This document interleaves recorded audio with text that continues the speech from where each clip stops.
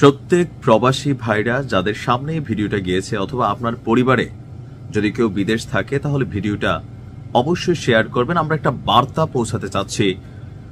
একটা বাংলায় কথা আছে, কুত্তার ল্যাঞ্জা এটা কখনো সোজা হয় না। আর জাতি হিসাবে বাঙালিদের মধ্যে এরকম কিছু মানুষ আছে যে আমরা যারা সাধারণ মানুষ আছি, জায়গা জমি বিক্রি করে প্রবাসে গিয়া টাকা পয়সা উপার্জন করে পরিবারের সংসারের হাল ধরতে চাই, কিন্তু আমাদের মতনই কিছু কুলাঙ্গার আছে যারা বিদেশে গিয়া আপনার আমাদের মতন বাংলাদেশি ভাইদেরকে অপহরণ করে আর তাদের থেকে মুক্তিপণ আদায় করে।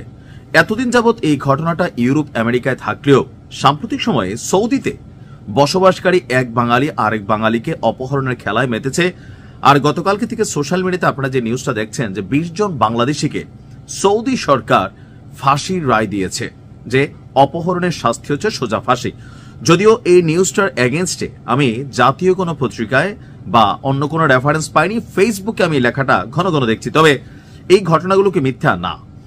এই সৌদিতে বসে অপহরণের অভিযোগে বাংলাদেশে কিন্তু আমাদের সিআইডির মাধ্যমে বেশ কয়েকজনকে আটক করা হয়েছে। যে টাকাটা যেভাবে লেনদেন হয়, তাদের এজেন্ট থাকে বাংলাদেশে, আপনাকে সৌদিতে অপহরণ করা হয়, আপনার পরিবারের কাছ থেকে টাকাটা বাংলাদেশে নেওয়া হয়, এরপরে ছেড়ে দেয়। এমনই এক চক্রের গল্প আজকে আপনাদের সাথে প্রথম আলোর একটা কলাম আছে সেইখান থেকে আমি সামনে নিয়ে আসছি। গেল কয়েকদিন আগে সৌদির রাজধানী রিয়াদ থেকে ব্যবসায়ী মোহাম্মদ রাসেলকে অপহরণ করা হয়। 35 লক্ষ টাকা মুক্তিপণ দিয়ে 5 দিন পর তাকে ছাড়া হয়েছিল। তিনি রিয়াদে ব্যবসা করতেন।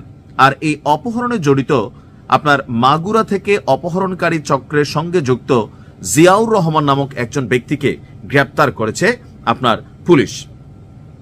সিআইডি গণমাধ্যমের শাখার মাধ্যমে এটার সত্যতা নিশ্চিত করা হয়েছে যে এই চক্রটা সৌদিতে বসে, তাদের আরো টিম মেম্বার আছে, আর তাদের কাছ থেকে ধাপে ধাপে এইভাবে টাকা পয়সা নেওয়া হয়। শুধুমাত্র একজন না, যিনি গ্রেপ্তার হয়েছিলেন এরকম আরো অনেকের তথ্য তার কাছ থেকে আসছে।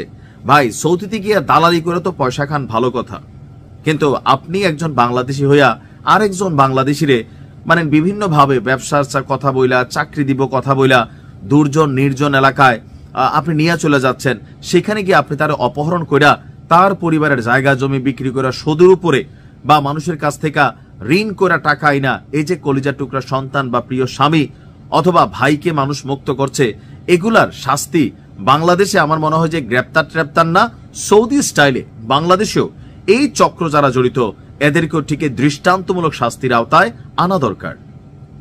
আমরা বিদেশ গেছি, যারা অবৈধ আছি তারা স্বাভাবিকভাবে একটু ধরপাকড়ের আতঙ্কে থাকি, তো তাদেরকে হয় কি বিভিন্নভাবে কাজের টাজের কথা বললে তারা কিন্তু যে কোনো জায়গায় কাজ করতে রাজি হয়ে যায়।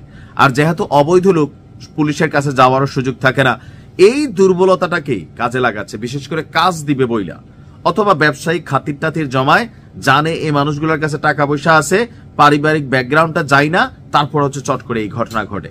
আমরা বিভিন্ন সময় শুনি যে ইউরোপ যাওয়ার সময় যখন নদীপথে সাগর পথে যাই, ওই লিবিয়ায় নিয়ে আমাদেরকে আটকে রাখে অথবা বিভিন্ন সমুদ্রবর্তী এলাকার মধ্যে আটকে রেখে নির্যাতন করা হয়, ধাপে ধাপে পরিবার থেকে টাকা বের করা হয়।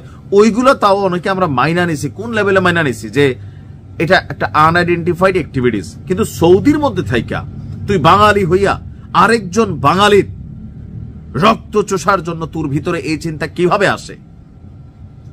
সৌদি সরকারের উচিত একটা স্ট্রিং অপারেশন চালানো, যারা বাংলাদেশের যত নাগরিক হোক সবগুলারে প্রকাশ্য ওই দেশে তাদের দৃষ্টান্তমূলক শাস্তির আওতায় আনা।